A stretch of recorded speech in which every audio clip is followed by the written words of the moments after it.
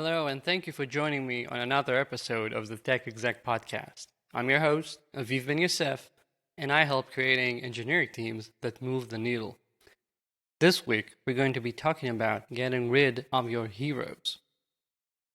Let's start with painting a picture, and this is literally something I have seen like 4 times in the past year alone.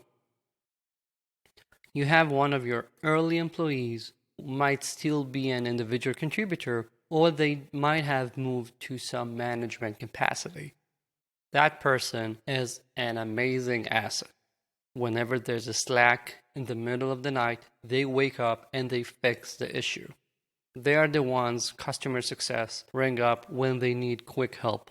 They might be the ones who quickly get things done if you have some POC, you need to do a quick demo, and you need to tailor something for that specific client. These are people who are often regarded truly as heroes because they save your bacon repeatedly, and everyone around them treat them as a fount of knowledge. They are your internal Stack Overflow. People use them to ask everything. If you watch these people during a workday, which is often what I do, you see people coming up to them and saying, "Hey, do you know what's managing those emails we haven't touched in years? Or do you have any idea what might be causing such and such to happen?" This is some sort of an exoskeleton brain for your entire team.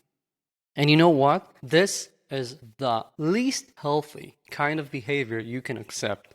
It might make sense as the team is small, but as you need to grow, you have to get rid of these heroes. Because the hero you deserve is a totally different thing. What we are describing here essentially is your entire team and actually the entire organization becoming dependent on this sole person. And I'm not saying that person might leave. Let's assume that person is here to stay until the last day of your company. That is still not a healthy thing to do because it harms your team on several levels. First of all, this screws with your ownership because if I, as an individual contributor, know that no matter what piece of code I'm working on, if there's some error, it's likely that Jane will wake up in the middle of the night and fix everything for me, then I'm not worried about my quality as much as I should be. And if I know that Jane will change everything because that's what makes sense, I might not feel enough ownership in order to even try and come up with my own ideas, with my own approaches, to speak up when things are not being done properly. All of that is because we know that there's someone, some sort of a chaos monkey that's going to touch every piece of code. Further, these people are essentially crutches. I described the fount of knowledge, but the issue with such a fount of knowledge is that people do not learn by themselves. They get inculcated with the habit of simply asking that person. It's like having a good reference manual that you continually reach out to see the answer instead of eventually remembering things by yourself.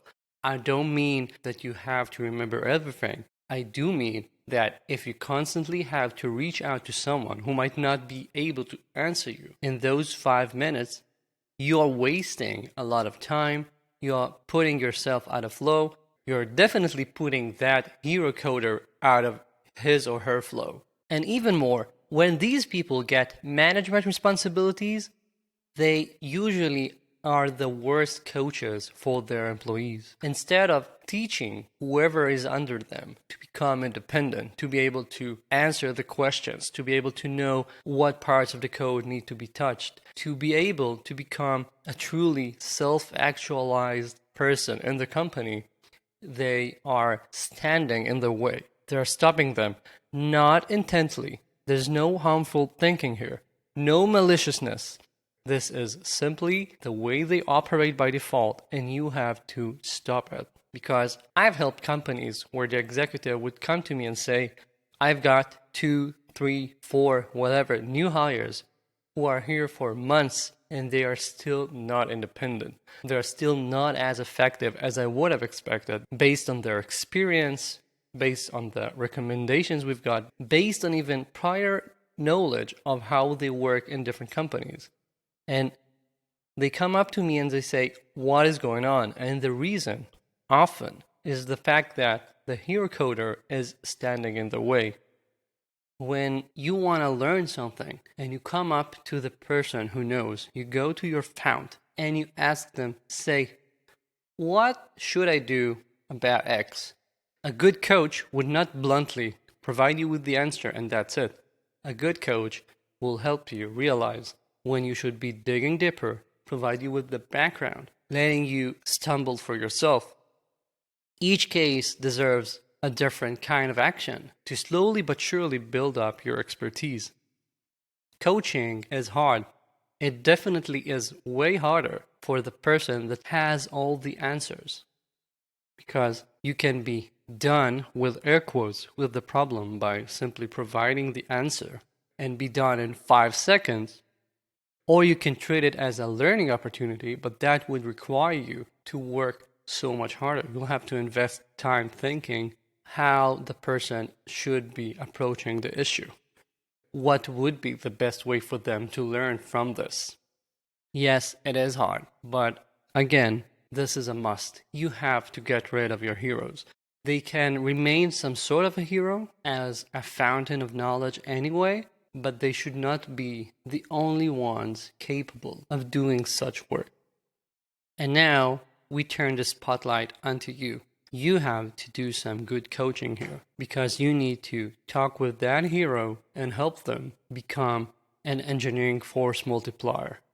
I have a previous episode about that, but the gist is you have to help them realize that they will not be measured by how quickly they fix all the issues.